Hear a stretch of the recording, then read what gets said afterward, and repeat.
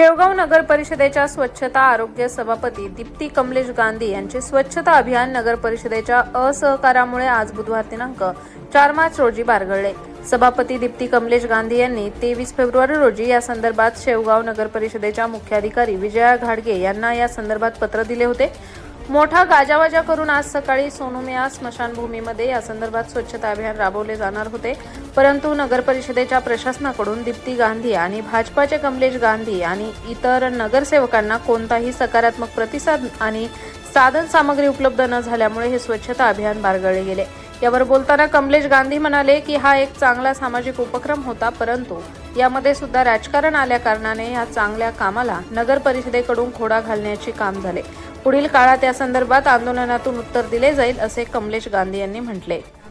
शेवगाव नगर परिषद व सर्व नगरसेवक आरोग्य विभाग आरोग्य सभापती मान श्री सौ दीप्ती कमलेश गांधी यांच्या संकल्पनेतून व आरोग्य विभागाच्या संकल्पनेतून आपण शेवगाव शहरात दर बुधवारी सर्व स्मशानभूमी प्रत्येक दर बुधवारी एक स्मशानभूमी स्वच्छ करणे, निर्जंतुकीकरण करणे, पाणी पुरवठ्याची व्यवस्था करणे, लाईटची व्यवस्था करणे असा एक सामाजिक उपक्रम सामाजिक संस्था सगळे नगरसेवक प्रशासन असं सर्व मिळून एक संयुक्तिक उपक्रम राबवण्याचा आपण संकल्प केला होता।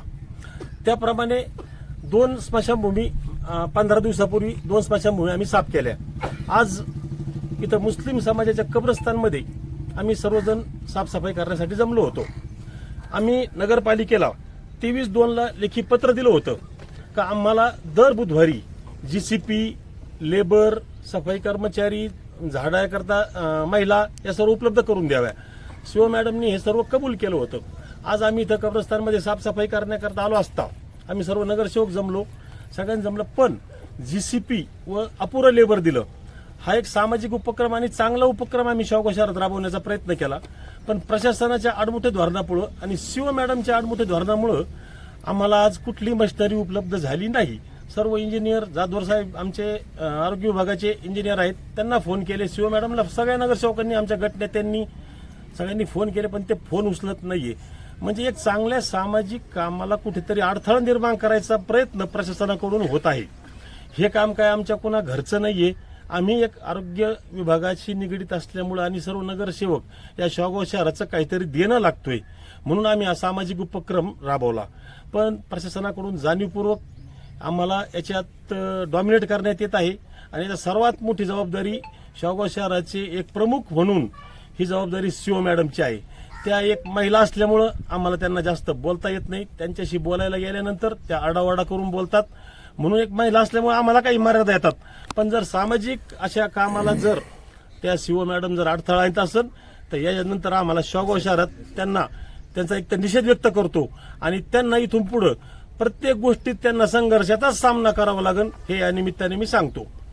आरोग्य विभागातर्फे त्यांचं पित्त का खवळलं, आम्ही गेल्या महिन्यात एक लेखी निवेदन दिलं होतं का शेवगाव शहरात प्रशासनाच्या काळात झालेल्या आरोग्य विभागावर जो खर्च केलाय त्या खर्चाचा हिशोब मागितला।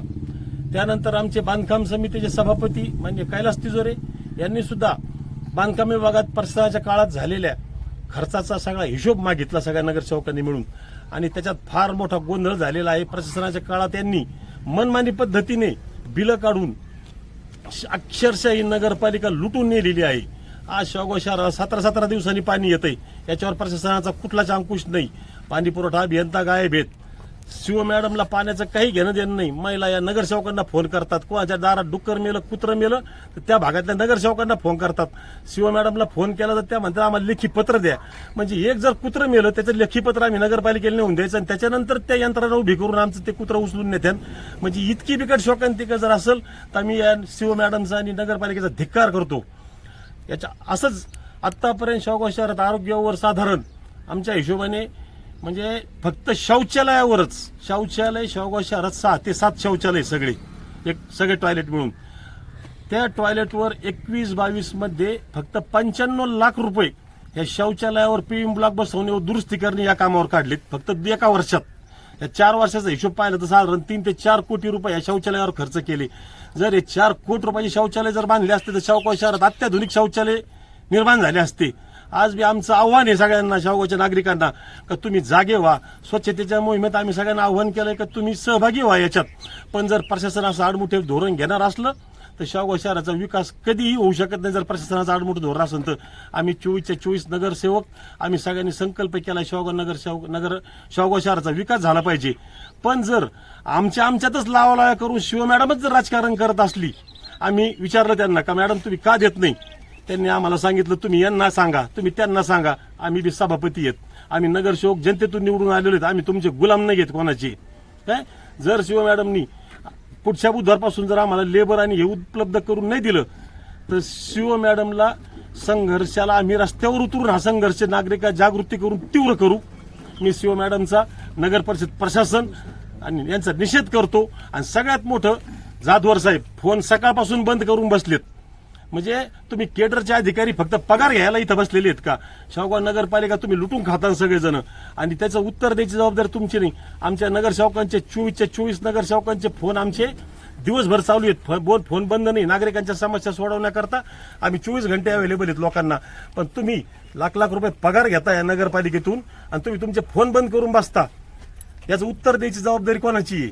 याचं उत्तर शिव मॅडमने द्यावं. मी आत्ता जिल्हा प्रशासन अधिकाऱ्यांना सुद्धा फोनवर या गोष्टीची कल्पना दिली, पण याच्यात त्यांनी तातडीने दखल घेऊन याच्यावर तातडीने कारवाई करावी. आणि आमचं म्हणणं आहे शिव मॅडमवर शेवगावच्या आरोग्याला धोका निर्माण केला म्हणून शिववर कारवाई करावी अशी मी मागणी करतो. शिवचा तीव्र निषेध करतो. काय करणार तुम्ही आज 24 नगरसेवक होते, सगळे आज राबवण्यात आलेले, याच्यावर काय करणार तुम्ही? याच्यावर काय करणार? आज जेवढे नगरसेवक आलेत आम्ही काय सगळे वेगवेगळ्या पक्षांचे आहेत. शेवगाव शहराच्या विकासाकरता आम्ही सगळे पक्ष मिळून एकत्र काम करायचंय.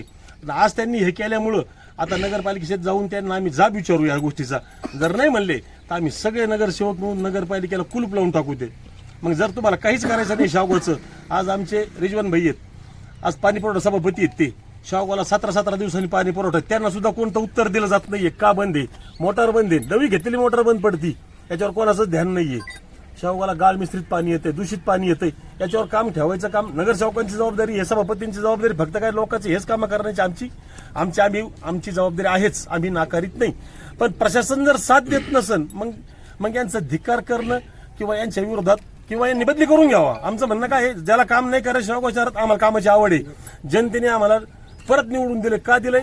आम्ही जनतेची कामं केले. 10 वर्ष आम्ही नगरसेवक आहेत, आम्ही जनतेची सेवा केलेल्या आहेत, म्हणून जनतेने परत आम्हाला सगळ्याला निवडून दिलंय.